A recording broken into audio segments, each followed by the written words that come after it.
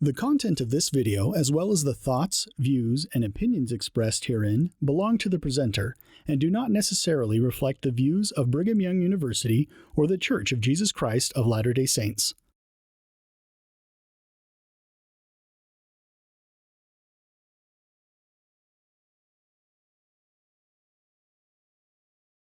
Well, devout Jews always wear their hats in a congregation. And the trouble is, I'm reveling in what is known as 24-hour flu now, which has the effect of making one exceedingly dizzy. And so if I go round and round, don't mind it. We are on this affair between Amlici and Alma, and it's a very important one. If I can get things straight here. In the second chapter of Alma. Now, who's fighting who here?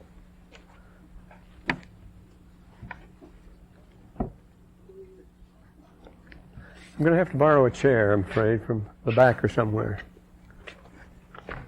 Yeah.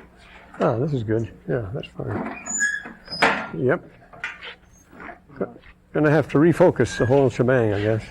No, that's all right. Just leave it there. It isn't important. So we have Alma and the rest of you. Do you want a stool? We have in the back, a high stool. Stool? Oh, if you can catch it from here, it's all right. I say it would be a change of pace. Boy, oh boy. Now, remember how Alma and Amlici started out in their affair? The church had been going very bad. I think this is better. Lazier. Things had been going very bad with the church because of Nehor. Nehor had taken all the people away, and they all thought they were the true church. Nehor did too, and Alma did too. And a man by the name of Amalekite thought he could cash in on the Nehor movement. He wanted to go all the way, become extreme right-wing, and make himself king. So we have two factions facing each other. And here you don't have Nephites versus Lamanites at all, because they're both Nephites on both sides. And Amalekites and everything mixed up. And soon, already, Amalekite has planned to join up with the Lamanites. As far as Nephi is concerned, it's not the good people and the bad people. It's not the church against the opponents of the church. They're both following Alma here. Most of them didn't want to go as far right as Amalekite meant. So some of the church, all the church, and most of the other people stuck with Alma. So we have a very mixed thing. This is a typical Latin America, Central America mix-up of things. Some guy wants to make himself power, and he's a general, and he wants to be the whole thing, you see. And so we're on familiar grounds here. All these wars take place on that scale amid great confusion. Who's on which side? They're going to start. Some people are going to start running away. Some people are going to start changing sides. And oh, that's in the way. I'm sorry. Sorry to make such a mess. The little rascals that caused this are very small. They tell me they're microbic. So it's not Nephites versus Lamanites, and it's not believers versus pagans. They're believers on both sides. You see, Amalekite got a lot of Nehor's people. He was Nehor himself, and they said, we're the true church. And on the other hand, Alma, most of the people that followed Alma didn't belong to his church, didn't want his church, and so it goes this way. Typical affair. And it certainly wasn't the good guys versus the bad guys, as we'll find out. You think it would be at least that, but no, it isn't. And so we have here, don't try to put a situation map on the board.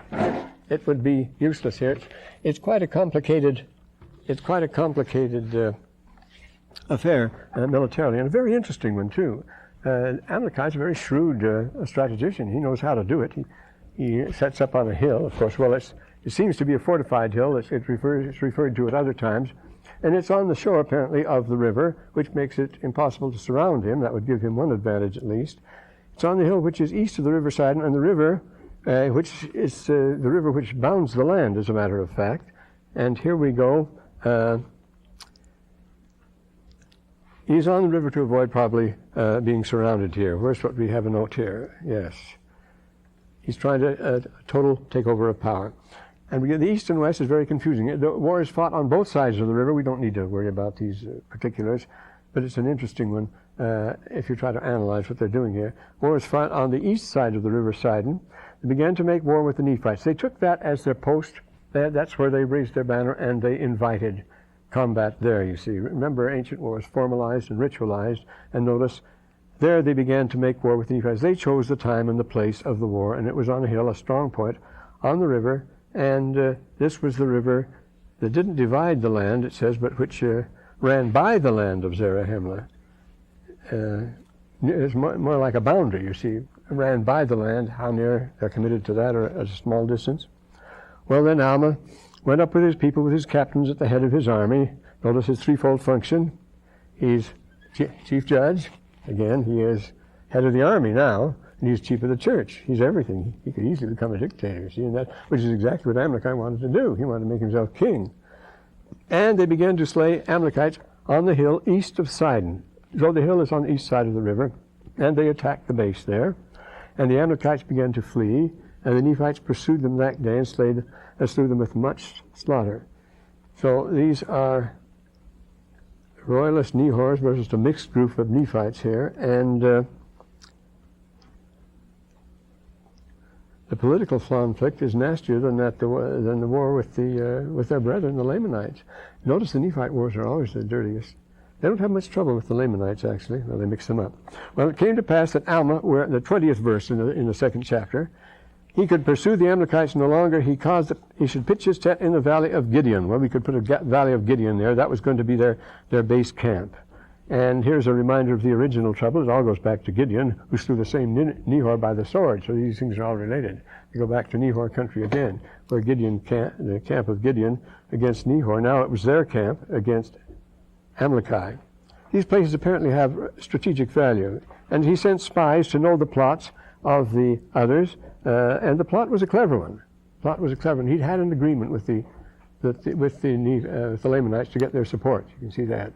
And a chance for the Lamanites to get some support, a chance for the Nephites too, to Amalekite too, to win the battle. And so they watched the camp of the Amalekites, so the Amalekites watched their camp. In the foul womb of night, as Shakespeare says, the two camps were watching each other. And the camps were very close together too. On the morrow they returned to the camp. They were greatly astonished to find that the Amalekites had made contact with the Lamanites. A complete surprise. Above the land of Zarahemla, they've gone above the land again. Where is that? Apparently to the north, land of Zarahemla, because when they fall back, it's always going to be toward the north then. That's where the supplies are coming from. That's where their strength is, the north and the west. And behold, the Amalekites have joined them. So this was a planned operation, as we read in 2:15 here, upon the hill east by the river Sidon and so forth. He took up that position with a contact with the Lamanites in mind all the time, perhaps to fall back on it, drawing the Nephites away from Zarahemla. It's a very, very shrewd action, you see. That's why the hill Amnihu was not in the central position, you see. We're told in the 27th verse it was the hill on the Lamanite side of the river. So it was a good thing, but there were Nephites living on both sides. And so it goes on here. And then they discovered not only that the Amalekites had joined up with the Nephites, but the people settled. You see, these were just armies fighting here now. And you may have heard the lecture on the French Revolution the other day, how from the French Revolution, the first time you find the people in arms. The people just stood by and watched wars being fought before, you see. And moreover, they didn't have uniforms before. They didn't have the type of militarism before at all. The Nephites were still living in the land and cultivating it there. Now they started to run away. Some very funny things happened there. I remember going out with a person called Smith. He was a professional prize fighter, and he was General Max Taylor's aide. Max Taylor wanted something fresh, some salad, and Smith had spotted a place where there was some lettuce growing near a farmhouse. It was all deserted. So we went out to get the lettuce by the farmhouse. It was on the German side of the line, and the other was up toward Arnhem, and we crossed this canal, and there we have it. There was the lettuce, sure enough. But as soon as we started to get the lettuce, then they started dropping whatchamacallums, not bazookas. Boy, far gone today. No, they started shooting, not with shells, but with, what do you do when you shoot short up, close up? Well, anyway, they started lobbing these grenades in, and we'd just hide behind the house. And then, incidentally, how wild things got all of a sudden. The house was completely overgrown, inside and outside, though the people had only been away for a couple of weeks. It's a wet country, you know, with vines all inside. And there were sheep running around. The sheep were wild. They were fierce, amazing. We could have got some good mutton there. But they, mortars, they started shooting mortar shots, small size mortar. There was an embankment and a canal, over here. And on this green canal, there were a dozen little Dutch boys playing soldier. And all this banging was going on, and these boys continued to play soldier and paid no attention to us whatever. They were having their game. They weren't interested in our game in the least, you see. See, the civilians go their own way. They don't get involved in these things until we involve them in war now and deliberately do all the sorts of things we do. But it was so interesting to see those little kids. They weren't interested in what we were doing. They had the real thing over there. Imagination is more important. And that happens quite a number of occasions like that. Some little Polish kids having a picnic. Some little Polish kids having a picnic, and all this shooting was going on around them. They were right in between, but these were the nicest trees, they said, so they'd have their picnic here. All these little Polish kids, they just marched like Boy Scouts. They were marvelous kids. They had such spirit, and they were led by a little girl, and they were very neatly dressed and so forth, very proper. They were practically slaves. This was in Nazi Germany, you know. And here they were walking out, marching out to have their picnic, and she was telling them, watch in step, be proud, don't make them ashamed of you. These strange things.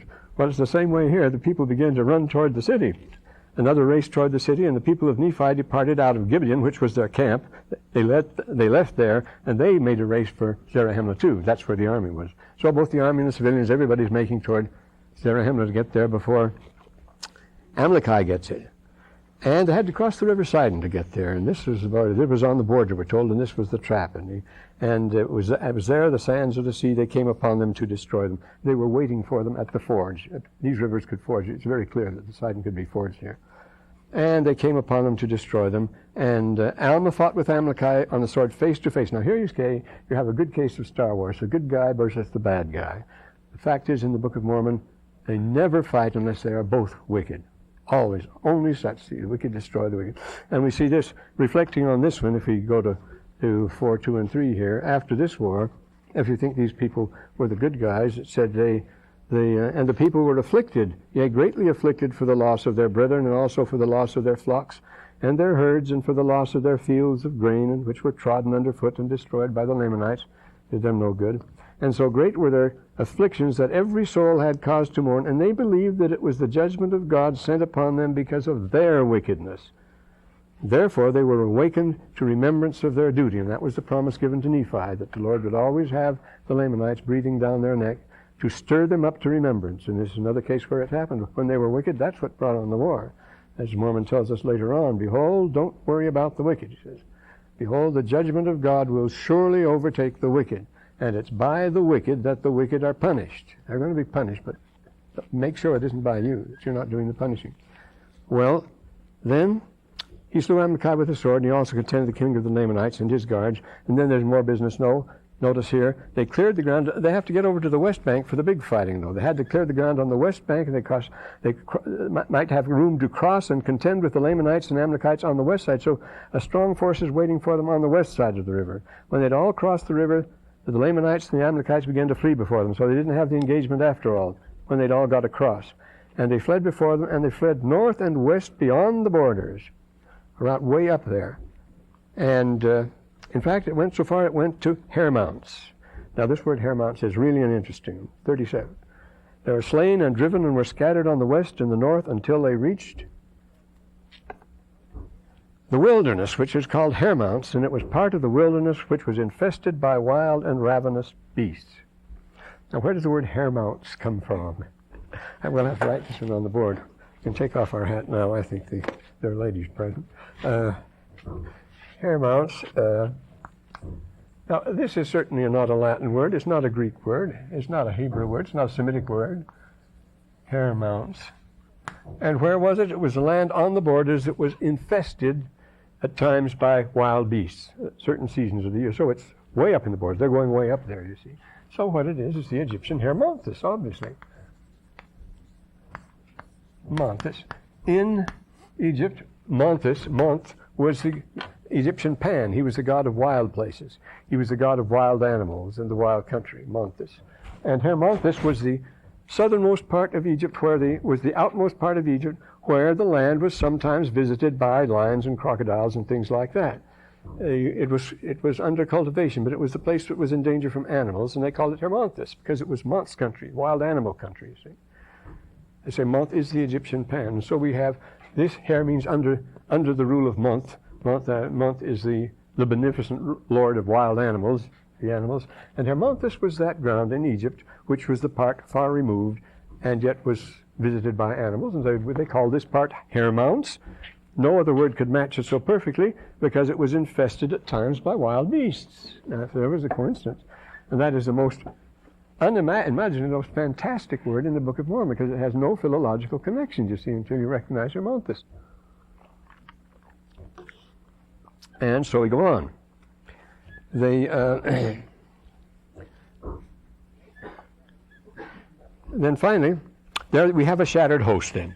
They really are shattered, and they begin to run. And this is an interesting thing, you see. Amlici's people could go home, and they did. But it was only on agreement, on convenience with the Lamanites, who didn't want them there. I mean they could not go home, and they did not. Amlici said, where were they to go? Everybody fled toward the north, toward the far west, as far as they could get, way up there to Hermonthis, it says, and amongst the beasts. But the poor Amlici is dead now. Naturally, you'd think the Lamanites would welcome them in. They had had this agreement with them, not a bit of it. The Lamanites say, we don't owe you a thing. Many died in the wilderness of their wounds and were devoured by those beasts, and also the vultures of the air. Their bones have been found and have been heaped upon the earth. They could not go home, you see, now.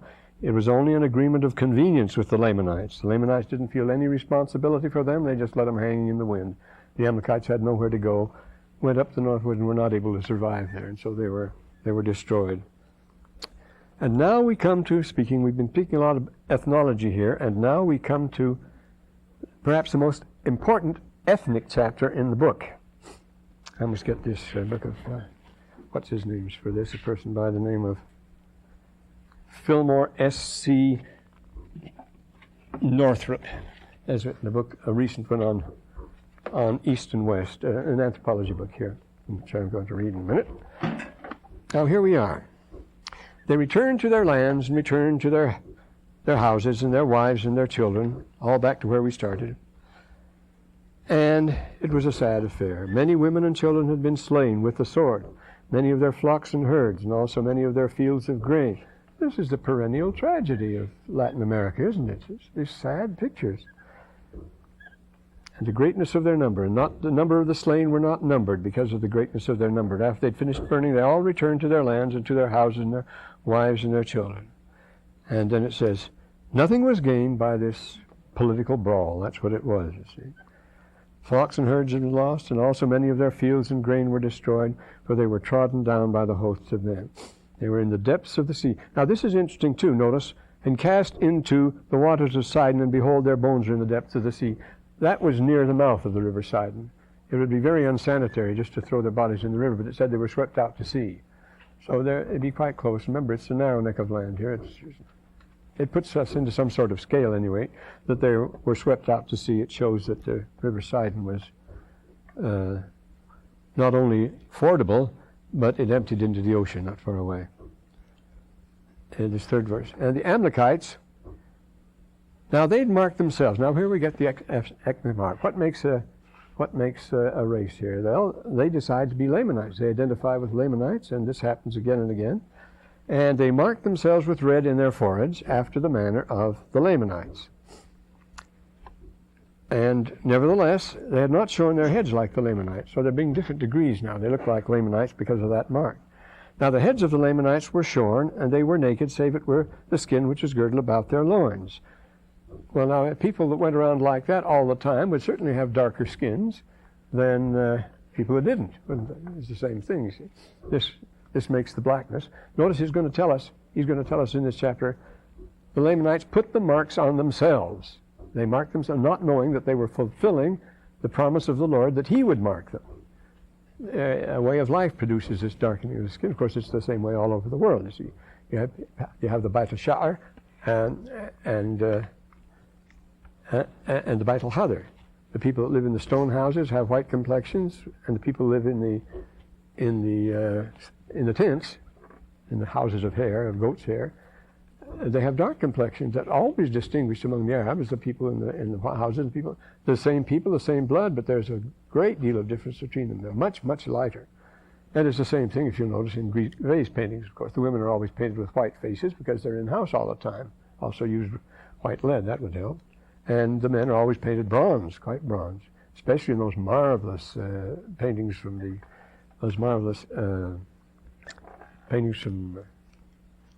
the island. I was thinking those from it's from Crete, but no, I'm thinking from the has two names, Sarta and the other one is Lycomedes. They're various islands, but they show these things very clearly. The dark and the light, and the Egyptians the same way too.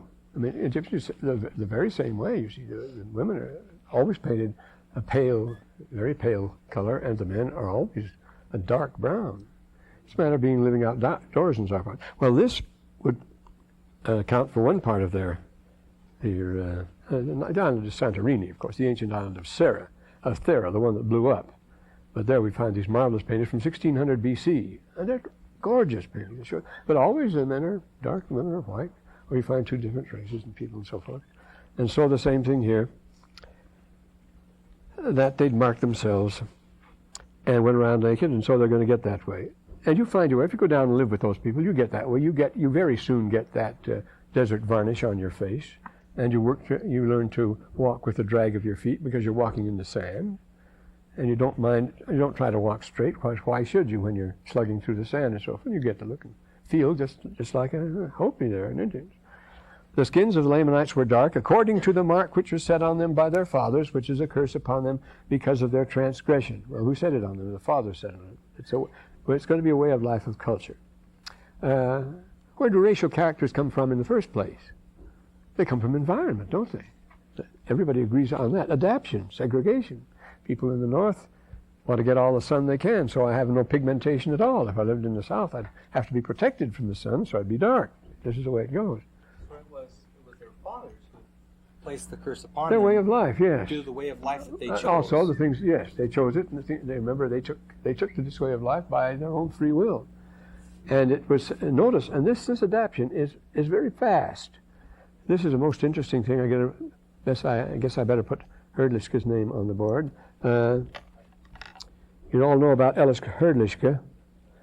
Well, it's taught by certain things, races formed by adaptation to certain climatic conditions and so forth, and then it's by separation. When groups separate, they go off in different distances and get different from each other, but in doing so, they also join up with others. So then you get segregation, and you get process of joining again, which is exactly what you had at Babel, so-called Tower of Babel. At Babel, that was a place where people scattered in all directions, and the languages were scattered, and also people came together from all directions, and new languages are formed. Whenever you bring people together, different people together, you get a new language. Whenever you separate one people, you get two languages. The dialects will start up just like that. So here, again, the man who talked about the French Revolution, you said, remember that until the French Revolution, France they didn't speak French, they spoke all sorts of things. Dialects, they were dialects, they melted into French, so forth and so on, but as soon as people separate, they get their dialects, they get different languages. Then came the Revolution, and they started a regular system of education, and within a generation, they all began speaking the same French. The same things happen in the Book of Mormon, you know, that where the people, Mosiah teaches the people Nephite. And it makes them much more efficient in their business and so forth. But bilingual people are very common. I mean, you're hearing much Spanish spoken around here now. When I came here, you never would hear anybody speaking Spanish, let alone an Oriental language. That was absolutely out of the question. Now you hear it all the time. Things do change, and they change rapidly. And Herdlischke is a good example. I write name Herdlischke because the way of spelling it. Alice Herdlischke. As he's a Yugoslav, a Croatian. Alice Herdlischke. Now, he came over here, and he was an anthropologist, became the most famous anthropologist of his time. He came over from Yugoslavia, he spent millions, an enormous project trying to prove the Alaska Bridge, that the Indians came over the Bering Strait and so forth and never was able to prove it because they didn't have the kind of evidence they do today. It's still a different story today. Nothing's been settled up there.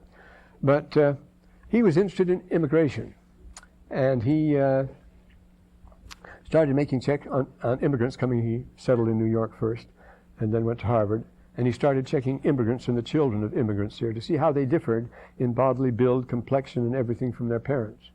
And he found within the first generation, he went through thousands of cases. It became a very celebrated work. I mean, he became the daddy of American anthropology here. And he discovered that in the first generation, no matter which country people came from, well, he specialized mostly in Mediterranean, dark Mediterranean and Eastern people. All their children were noticeably taller. All their children were noticeably blonder. All their children had noticeably larger chest measurements. All their children had notably longer legs and so forth. In one generation, they started changing, notably. The Israelis found that. I mean, there's volumes in Israeli, these shorts where the Eastern European Jews would go to Israel and have tall, blonde children. Everybody was just electrified. How come? We changed so suddenly like that. It's an amazing thing that happened. You find all sorts of articles on that. But these changes by segregation and joined together and so forth, but merely moving over into another environment, how could that work? Well, nobody knows, but statistically it did work on a massive scale, and Herdlich's work was very convincing. It made him very famous. And but here we go on. And their brethren sought to destroy them, therefore they were cursed, and the Lord sought to set a mark on them. Yea, Laman and Lemuel, and also the son of Ishmael and the Ishmaelitish women. They were also dark, you notice. Was it because they intermarried? Remember, we're told that Laman and Lemuel intermarried with sons and daughters of Ishmael. Well, they all did for that matter. But remember, these Ishmaelites here now, they're Arabs of the desert, but after all, Lehi is of Manasseh. He's just as much a desert as they are, and they all get mixed up here. And this was done, their seed might distinguish from the seed of their brethren, that they thereby God might preserve his people, that they might not mix and believe in incorrect traditions. Notice tradition has the priority here. And here again, things that God does, but men may not do here.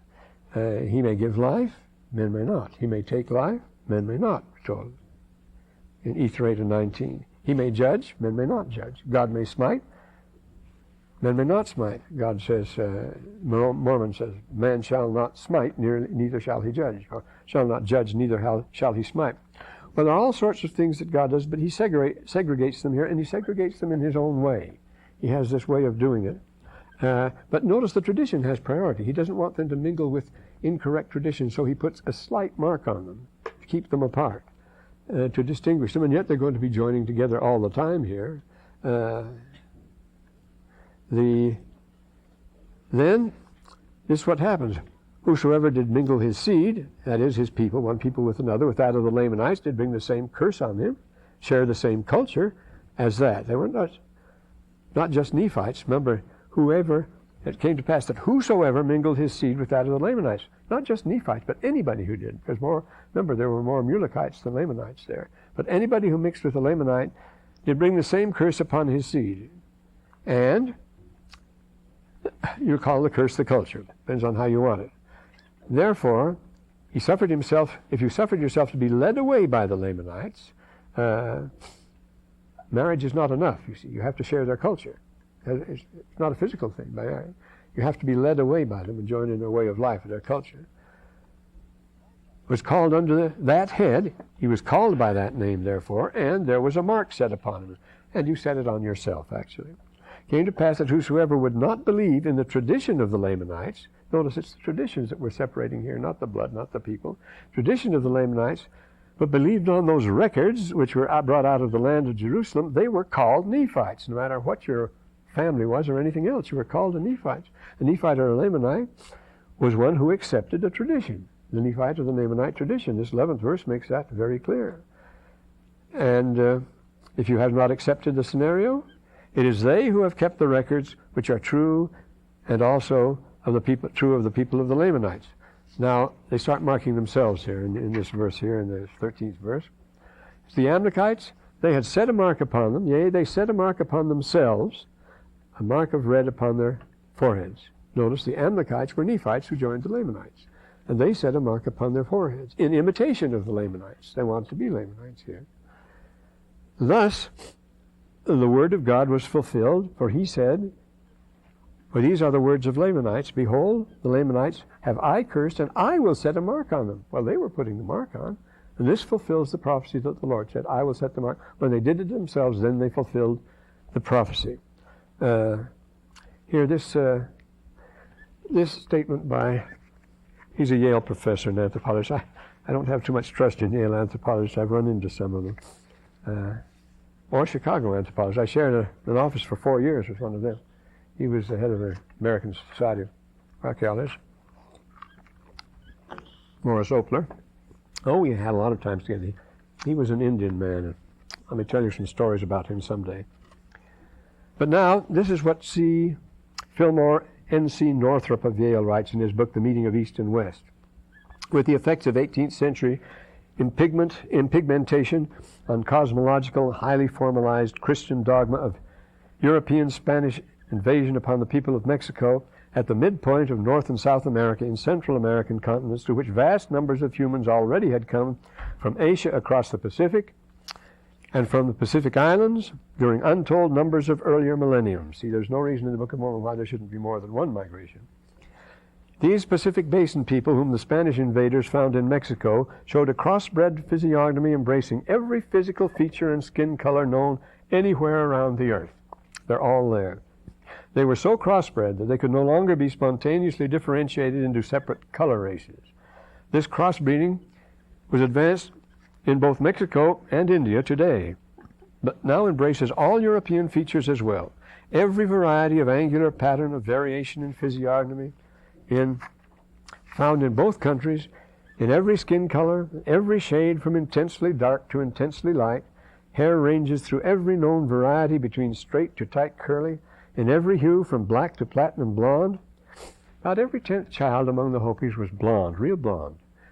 Sometimes redhead, sometimes blonde and blue eyes, and it was not a case. It was not a case of being bleached or anything like that. But and I asked, well, there must have been some missionaries at large here back in the early days. Oh no, it's always been this way. If you go back to the vase paintings, you'll find the same way. That same percentage of blondness was always there. Here you have these blondes among the Hopis. They're quite surprising in the same house. And you find it among the Greeks, among other people too. But he says, hair color, it ranges to platinum blonde. I say, you do find platinum blonde. And all varieties of hair adorn all varieties of skin color and all varieties of shading from dark to light, in which turn adorn all varieties of facial features and head shapes. Wherefore few Mexican individuals can be identified as being of any hybrid race. They are simply worldians. Call them that because they've got every race. We're all mixed up together that way. So it was very necessary for them to make a special attempt at marking themselves there. If they hadn't, you couldn't have distinguished them at all. They were all the same dark complexion. No doubt there were plenty of blondes among them, as there are among the Indians, certain Indian tribes and so forth. The blood types are very interesting there. Now, he says, and thus the word of God was fulfilled when he said, behold, the Lamanites I have cursed, and I will set a mark upon them. They were fulfilling the word of God. Their seed may be separated from the seed, thy seed, from this time henceforth and forever. Now, separated henceforth and forever, a permanent mark forever and forever? No, he puts a limit on it here. Except they repent and return of their wickedness, repent of their wickedness and turn to me, that I may have mercy upon them.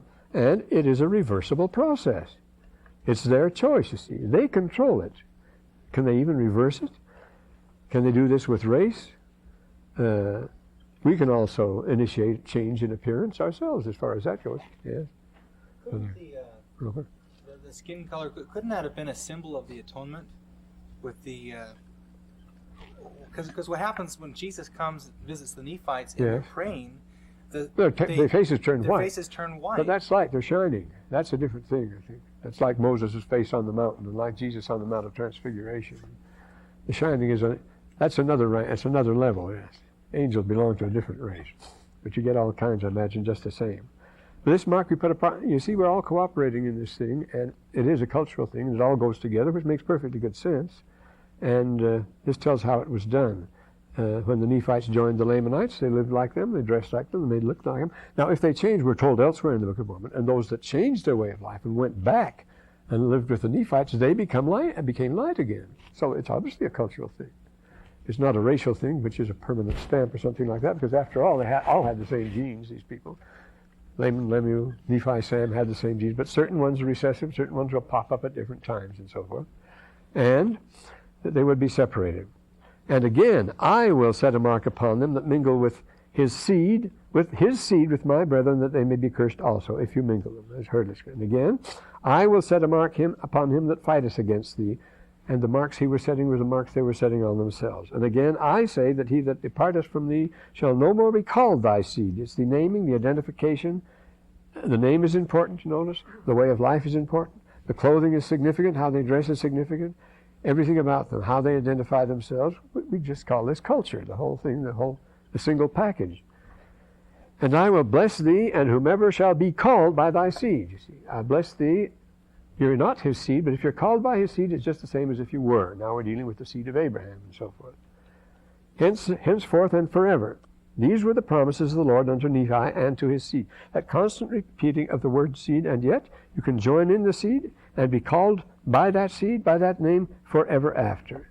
Can you change your race back and forth? You don't want to, you don't need to. And it's this you change back and forth. Talk about the seed of Abraham. The Amalekites knew not, now this is it, you see, they did not know that they actually were fulfilling the prophets and the curse. They knew not that they were fulfilling the words of God when they began to mark themselves in their foreheads. Nevertheless, they had come in open rebellion, and this curse would fall upon them. You notice it was not according to affiliation. The same way people mark themselves today, there's a lot of that now. So the SS all had tattoos on themselves. And they would mark themselves as SS. Of course, they could never get out of it. They were scared to death. They don't ask them to take off their shirts, because it would give them away. So, and then it makes this as a general rule. Every man that is cursed shall bring upon himself his own condemnation. You need not fear the curse of the wicked. You need not fear the evil eye. If you're to be cursed, you'll bring on yourself your own condemnation. You will put the mark on. Nobody can force you to sin. And now it came to pass, after many battles fought in the land of Zarahemla, there was another army of Lamanites in the same place. Here it goes again, you see. They got driven out there. They drove them out of the borders of their land, and there was peace for a time. All these things were done, all these wars and contentions commenced, all in just 1 year, the 5th year of the reign of the judges. Remember, 5 years ago, Alma had founded a model community. Everybody belonged to the church. Everybody was happy now. They had all sworn the covenant under King Benjamin and so forth. That's how fast they'd started to break up. Notice how many factions they'd broken up into already. And here in the 5th year, they're already engaging in these sordid wars, and here they have an echo war, a backup war following through. The Lamanites thought they'd come back again, take advantage of the Nephite weakness. They drove them out of their borders. There was peace for a time, and all these things happened in 1 year, and it was just 5 years from Alma's inauguration. In 1 year were thousands and tens of thousands sent into the eternal world to receive their rewards according to their works, not according to their affiliation, not according to their flag or their uniform, but according to their works. I've known some very, very good Germans and Russians, and I was attached to Russians in Heidelberg. Some of the best people you would ever know there. And some of the nastiest people you'd ever know were in our headquarters, so there you go. No, according to their works they're going to be judged. According to the spirit which they listed to obey when they were here, whether the spirit was a good one or a bad one. It's given to every man to know, remember, with a perfect knowledge which is which, the individual. And every man receiveth the wages of him whom he listeth to obey, who is to obey. Nephite, Lamanite, Amalekite was all the same. The party, the nation, the church itself is not evil. It's what you choose to do, how you choose to behave, and so forth. You can behave very vilely in any party. You don't need to be, you can break all the 10 Commandments without being a communist. You don't have to belong to any particular faction or anything like that. Now it came to pass, and now we get in the 4th one. The 6th year and the 8th year, notice how fast things go. No glorious victory here. Now, what did I want to talk about? Oh, yes, here.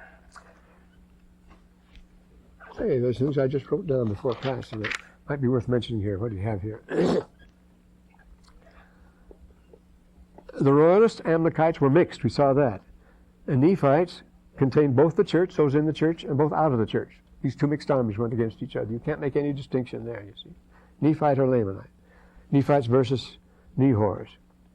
The church versus the persecutors. Now we find these repeated confrontations, as we mentioned the last time. It's always, what is this confrontation? Nephites versus Lamanites? No, we just saw that wasn't that at all. You can't make a clear-cut case for that. It is the kingdom as against the world, of course. And it is not, the kingdom is always running away. You notice that. It's always getting beaten. It's always losing the battle, and this is the Rechabite principle. The righteous are always on the run in the Book of Mormon and everywhere else. Not the Christus Victor idea, onward Christian soldiers, Christ victorious. That's had a new revival in the Christian churches. There's a new liturgical revival in which Christus Victor is becoming the big thing. We'll be the victorious ones. Well, that's not it at all. The victory is on the other side. As Paul says, here we run the race, here we get beaten. But we get rewards on the other side, not here. So, the escape movement. We talked about the Fuga Mundi and so forth, and the Rechabites. John 14 and 30, the Lord says, I'm going to leave you now, I will not walk much with you after this. He says, the prince of this world cometh who has nothing in me.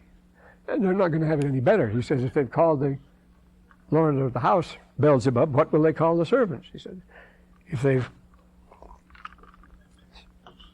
they slave me, that's exactly what they'll do to you. As you have no better a chance than I have. In this world you shall have tribulation. You have good cheer, you're not going to get your reward here.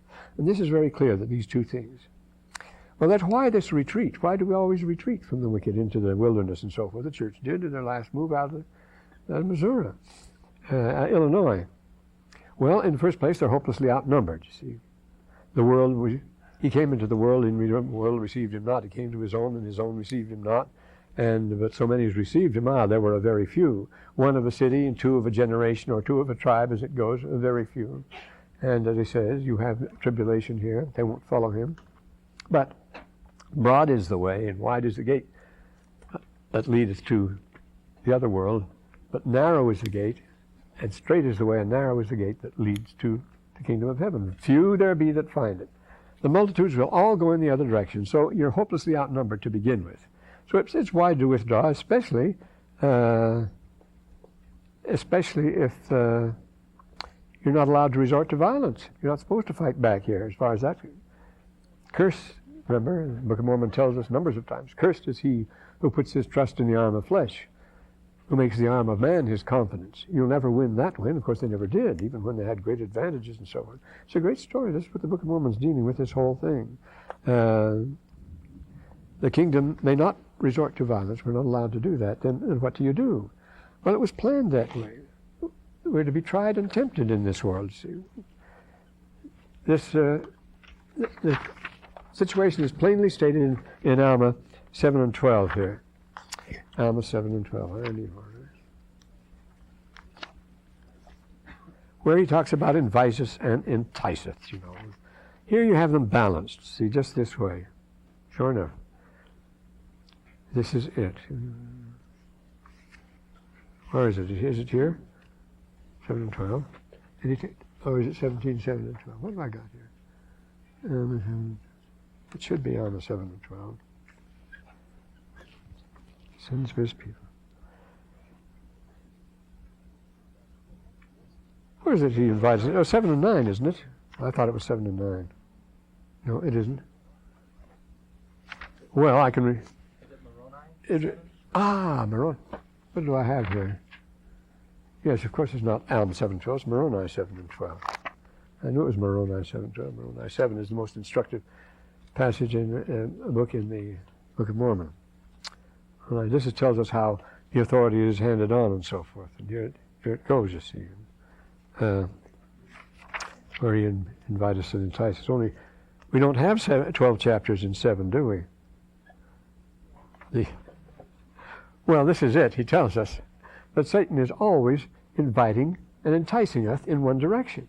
But at the same time, the Lord is doing exactly the same thing. He is inviting and enticing us in the opposite direction. And who decides which direction you go in? Well, you do. The enticing and inviting are equally balanced. We allow Satan, our common enemy. Does he make himself overpoweringly persuasive so that you can't possibly resist him? In that case, you haven't sinned. He's not given that. You're given the power to resist, you see. He can only deceive. All the power you give him, as the Book of Mormon tells us, is by deception. And if you believe in, if you want to follow, that's why you'll do it. That's all there is to it. If you want to go in the other direction, that's fine. It's up to you to decide. So we're being pulled equally in two directions. Which orbit will you be drawn into? The one you prefer. Now, this is psychologically sound, too. Every moment of the day, the mind must pick out and focus on one particular thing. All the rest becomes background and so forth. And who decides what the mind focuses on? You select it. You select it, and it's up to you. And the things you wish to focus on and dwell on are the things which you choose. And so, talk about this life becoming a time of probation. The choices you make every minute announce where your preferences are. They make clear where you stand. They make clear what you are, what your values are, and everything else. You give yourself away every hour of the day. It's marvelous because it goes on right to the end, as Nephi tells us. Remember, the greatest gift God has given. He prolongs our life, so we'll have more chance to repent. That's the great blessing of it. And so you have to make a choice. It's not just the two ways. The ancients used to talk about the two ways. The way of light and the way of darkness are before us at all times. You have the choice of the one or the other. And there's no middle way, you see, because they lead in opposite directions, as Heraclitus said. Odosano kato mia. The up road and the down road are one. They lead in the opposite directions. You're on the up road, depends on the way you're facing, you see, whether you're going up or whether you're going down. And to be righteous is to be facing up. You may be right at the bottom of the road in a miserable rat, or to be lost, to be wicked, is to be facing down, no matter how high you may be and how high you may have crossed. That's what Jeremiah 38 tells us about that sort of thing. So we have this choice to make all the time. And we talk about a time of probation. It is. Every motion you make. See, you talk about body language and things like that. Everything you do and everything you say gives away what you really want and what you're really after and so forth. You give yourself away all over the place. It doesn't take a trained psychologist either. As time mounts up, see, the elements of what you have done and so forth, they all conform to a particular pattern, and you become one well-marked person. And we can change it, too, and that's a nice thing, knowing that you can make a choice anytime. And be frivolous. But you notice this idea of the one or the other. It can't rebalance the two. No, it's an interesting thing you can't. Remember, you can't serve God and mammon, you can't have two masters and so forth. And that's the principle of the computer now. Everything bases on just a double. You can take one route or the other road, and that's it. And on that simple basis, we build an infinitely complex mesh of problem solutions and so forth, just on a simple 1, 2, which is what the Egyptians did. They counted to 2, and that was their whole thing. Everything was 2s after that. You see, it's a marvelous thing. But we are faced with this one or the other business. I guess it really simplifies things for us. You get it in the Book of Mormon, but see, but then it breaks down into divisions within divisions and so forth. You may, for example, agree with persons on a person on the subject of nuclear power, and yet be against nuclear war or something like that. You favor the nuclear industry, but you can favor part of it and not another part. You can divide yourself down.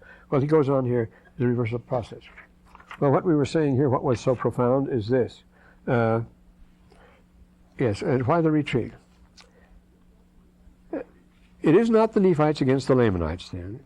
The righteous Nephites willingly join with the righteous Lamanites, all through the book, especially later on. They willingly join together. There's no trouble at all between righteous Nephites. They become one community. There are no more ites. Remember, it tells us after the Lord came, there were no more ites. And the Nephites join with the Lamanites when they're wicked to gain support against the Nephites. They do that all the time. Nephites and Lamanites are constant. You're getting more dangerous people than Amalickiah coming along than that. You see, than Amulon. Amalickiah is much more dangerous. He wants to be king both of the Lamanites and of the Nephites, and he nearly succeeds. He joins them in one. So what we have here, these two rules that are following, the two economies, really, which cannot compromise, the law of consecration, which they use, and the law of the marketplace. I see the time is up here. The Nephites must persecute the Nephites, and the Nehors must persecute, the Nephites must withdraw. Now, there's great temporary disadvantages to the law that the economy that Nephi, the law of consecration. There are great temporary disadvantages. Of course, there are eternal advantages. On the other hand, there are great temporary advantages to the law of the marketplace, but very temporary, and eternal disadvantages. You run into that. We've got to learn that. We never will. Not to lay up on earth. So, because the righteous withdraw, the two kingdoms, this is another thing that surprises us. These two kingdoms we're talking about never contend in war. I say when there's a war, it's always the bad guys against the bad guys. Nothing ever. Any war, I don't think you can find another one in which that isn't the case. As Mormon says, behold, the justice of God will overtake the wicked and so forth. Wars made by common agreement. We agree that we'll wear uniforms and have flags and so forth. We'll agree that we fight each other and so forth. It's made up by laws. We get to a marvelous thing just a little later on, where they play the Sibos game. And it's just exactly the way it used to be arranged by the ancients. It's a formal game they play, which are allowed to kill so many and no more and so forth. Why do men contrive these formal ceremonies? Notice, war is a ceremony. War is formal.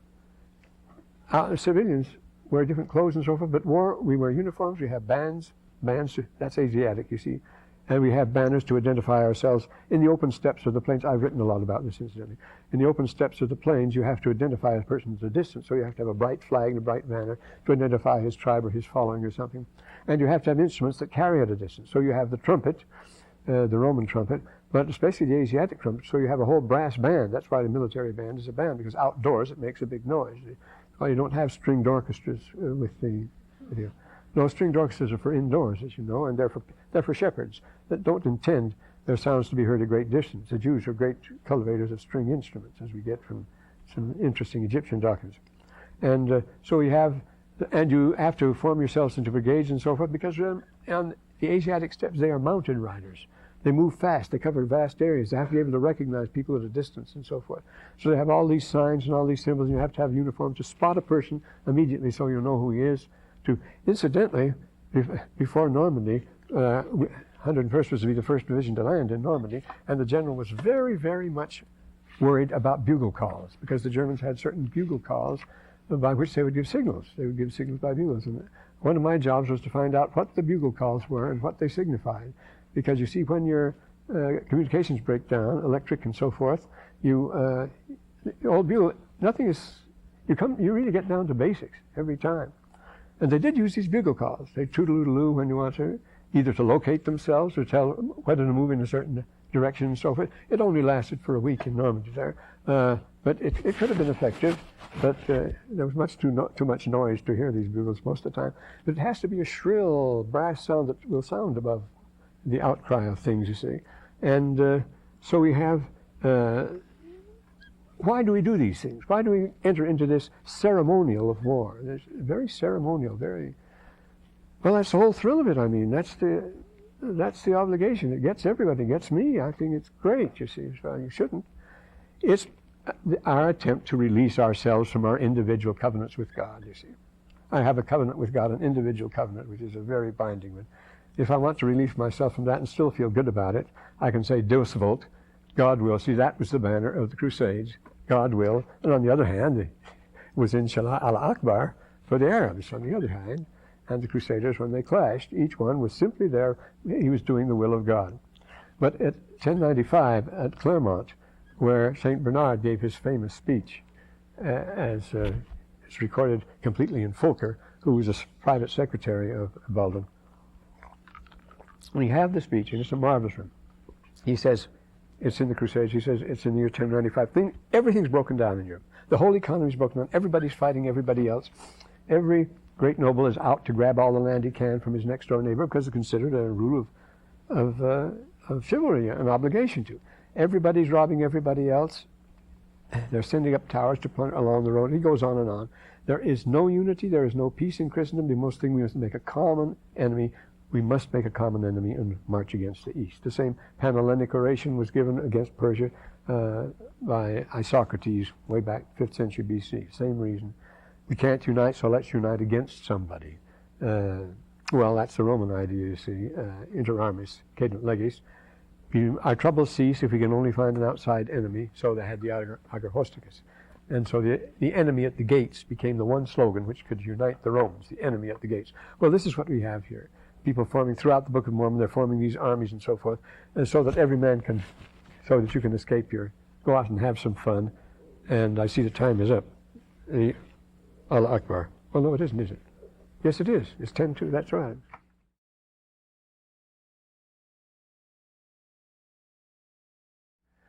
Boy, I hope this is 24-hour flu, because these books have been going round and round and round. It's rather interesting to try to catch them as they go around. Gosh, You were mentioning the troubles of our proud and angry dust, eh? You were mentioning that the knights going around killing each other or something. They were going around. Oh, there's marvelous. You have to read. Where? You have to read. If you want that, you have to read Fazar. Read Fazar. How's that spelling? Froisart. He was the secretary. Oiscert. Fazar, yes. In the 14th century, he gives a description of the complete collapse of the 14th century, that terrible century. Now, was he a historian talking about that? He was a secretary. He was at the time a secretary of Richard II of England. He was, in many courts, he was a secretary of the Duke of Burgundy. Oh, he was a big queen. Is the book and under? He observes all these things, and he sees what's going on, you see. And so they were going around, they had private little feuds that just go around killing each other because they didn't have anything to do? You're under obligation. If you could say the enemy had his camp and so forth, the neighboring lord, well, it's like the Douglas and the Percy. They fight each other. And if they stop fighting, then they lose their honor. Now, was that the same thing with the Bishop of Reims wrote a letter to the Pope? And was Yeah, that talking one, about... yes, that's way back. That Pope was Gregory, yes. Oh, no, it's Stephen. He writes to Stephen. When he says, I asked them to stop fighting, he says, well, what else can a gentleman do? That's what we're made for.